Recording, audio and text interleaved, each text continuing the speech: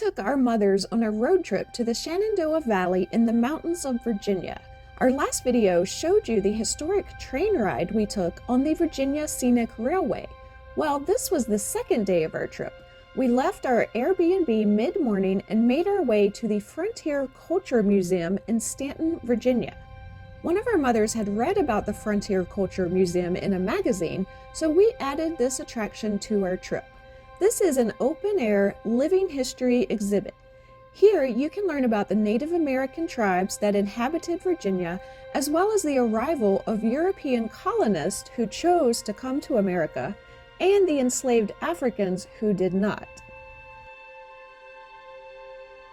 We start in the Welcome Center, where you can buy your entry tickets as well as some souvenirs.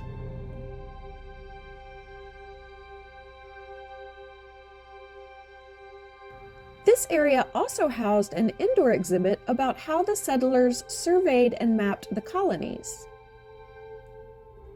There were also a number of artifacts brought over from the places that the people who traveled to America came from.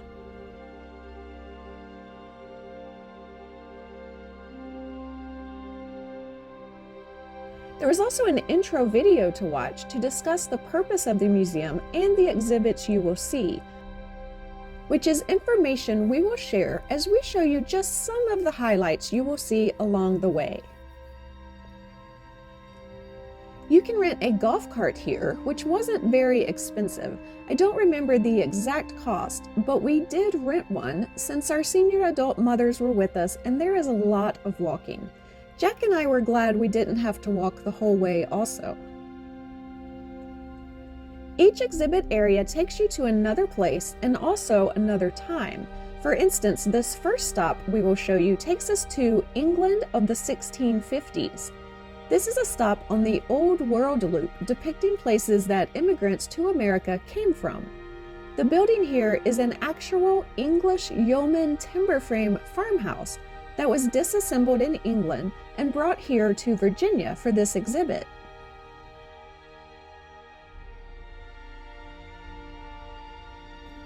Inside, there was a costumed interpreter talking about the farmhouse and what life would have been like on an English farm in the 1650s. We saw the types of food they would have prepared at the time and the type of furniture that would be in the house.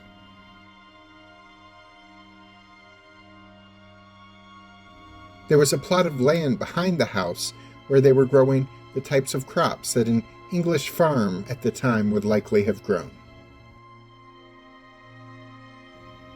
There was also an area representing West Africa in the 1700s.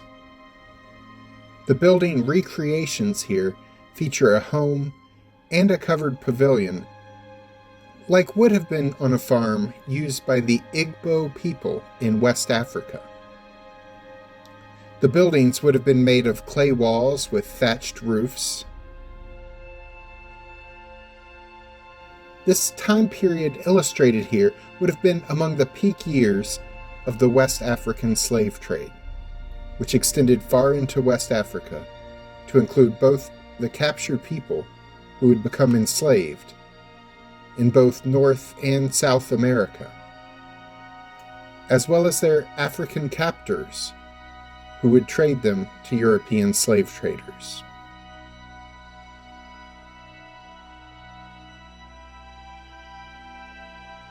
Next, we stop by the Irish Forge.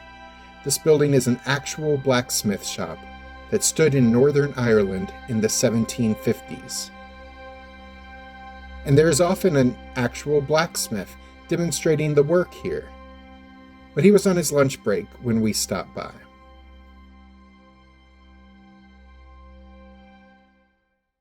We then visited an Irish farm that was originally located in the Ulster province of Northern Ireland in the mid-1700s. Inside, an interpreter was preparing food in a manner that they would have at this farm in the past.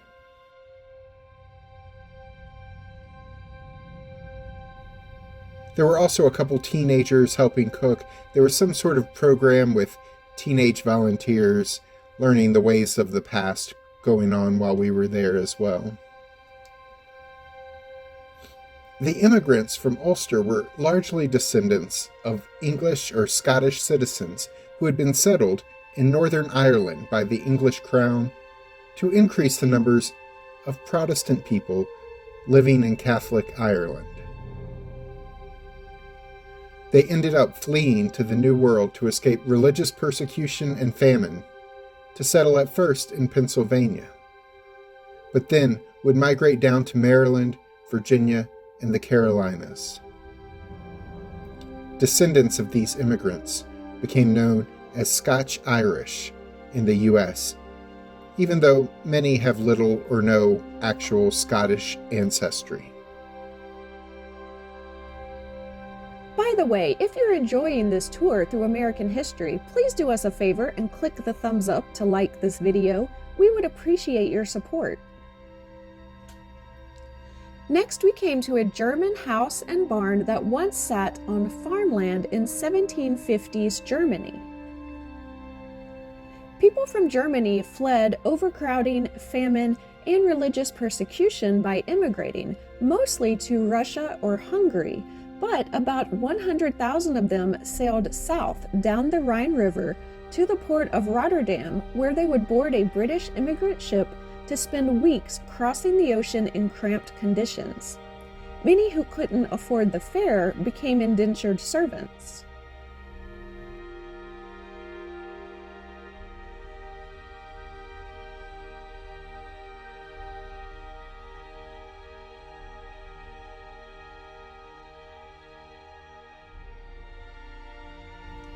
The farm had a barn cat that we followed around for a while. She ignored us as we followed her around, though.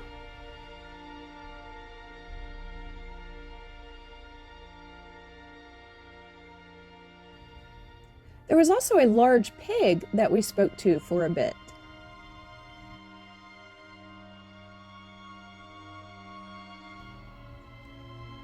Now that takes us through the Old World exhibits.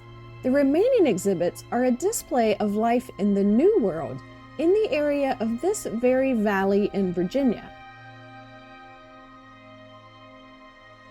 First up on the New World Loop was a Native American exhibit showing what life would have been like in the Appalachian Valley for eastern woodland Indians. In the years following the arrival of the colonists, the practices and information that the Native Americans shared with the European settlers aided them in surviving and even expanding their presence, eventually to the detriment of the native peoples themselves. Similarly, the settlers introduced European manufactured goods, including cloth, metal cooking utensils and tools, and guns, which many Native Americans came to value, creating an interdependence between colonists and American Indians that lasted, well, until it didn't. The exhibit included a couple of wigwams, which were recreations of the type of structures the first peoples of this valley lived in. There was an interpreter here that we talked with for a while about the life and culture of these tribes. Next, we came to a recreation of a one-room log cabin built by settlers around the mid-1700s. The earliest colonial settlers in this valley were Scotch-Irish and German settlers moving south from where they had originally settled in Pennsylvania. This was a fascinating stop because the interpreter was working on the log cabin as we visited. He was taking a mixture of wet clay and straw that was used to fill in the spaces between logs. He would fill in spots where the clay had worn away over time.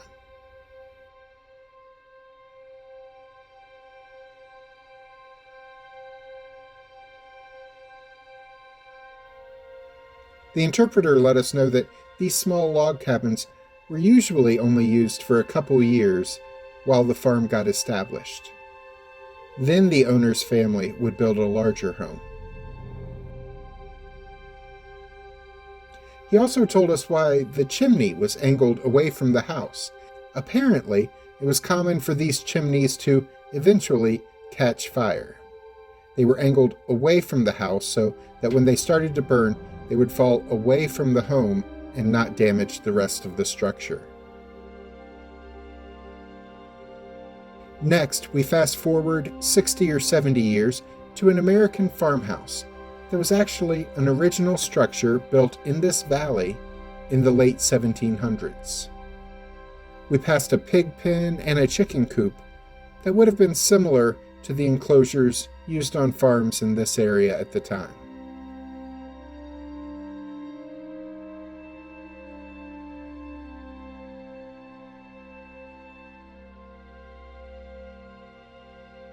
They had decorated this house to match the furniture and styles of the 1820s, at which time it was still lived in by the same German immigrant family that had built the home.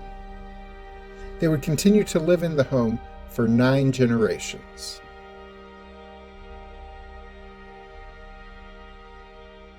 Next door was a schoolhouse from the 1840s. Educational opportunities were limited in early America. This log schoolhouse was an original structure built when farming families would band together to build schools in their areas, joining with neighbors to buy books and hire a teacher.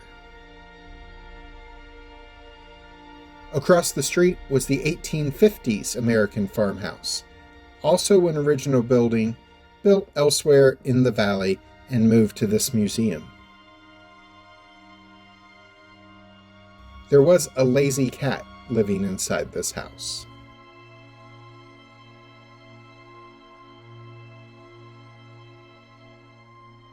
And the interpreter was performing music from the time period.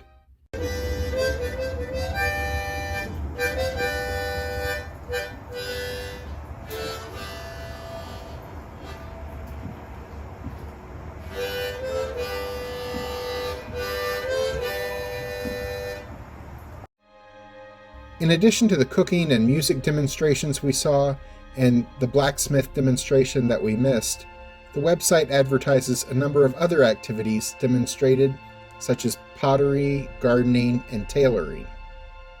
Though not every activity is demonstrated every day. There were sheep kept behind a fence here, though it was not a great fence because 2 sheep escaped it while we were standing there talking to the interpreter. She said they would go back inside their fence on their own when they got bored.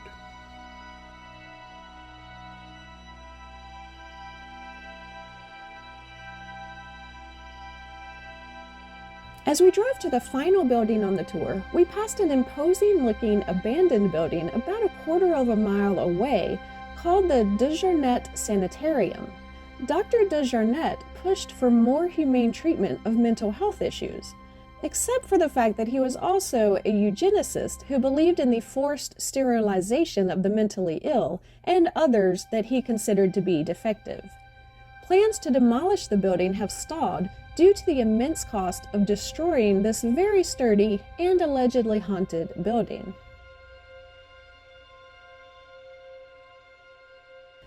The tour ends with a brief look at Mount Taber United Methodist Church, an old log building created as an African American church in the mid-1800s, about a dozen miles away from where it sits today. It may have also been used as an African American school as well, following the Civil War.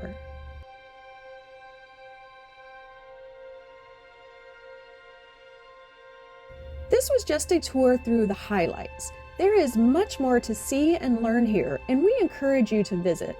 Tickets are $12 per adult, $9 for senior adults, and $7 for kids. We were here for about 3 hours, and that was with the golf cart. Walking from exhibit to exhibit would have added at least another hour, maybe more, as the exhibits were not always close together. Anyone with mobility issues or who would have difficulty walking around for 4 or 5 hours should rent a golf cart. It will be worth your investment. This was a cool place to learn about how the culture was affected by the various peoples who were present as the American frontier began expanding westward.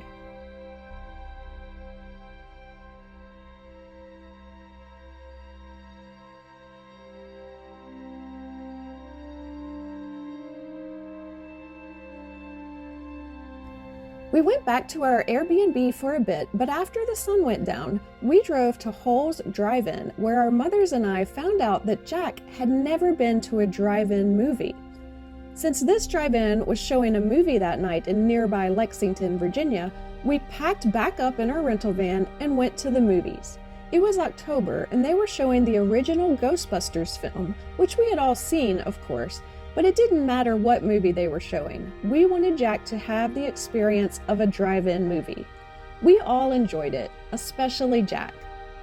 Tickets for a carload to see the movie at Hull's Drive-In were $15 in advance online or $20 at the gate.